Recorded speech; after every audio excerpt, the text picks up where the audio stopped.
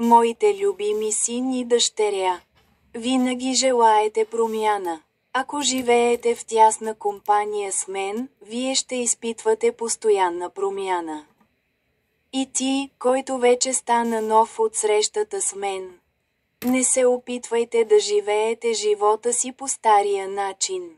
Ако дойдете при мен с желание да научите, със сигурност ще го направите. Осъзнайте, че вашето пътуване с мен е пътуване на промяна чрез обновлението на ума си.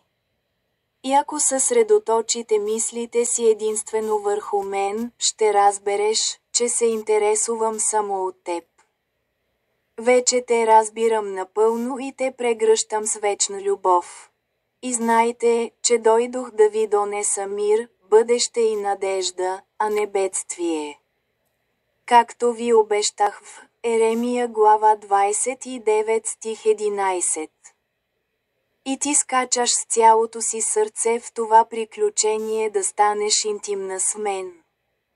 И вземи игото си с мене, и бремето ти ще бъде леко и леко.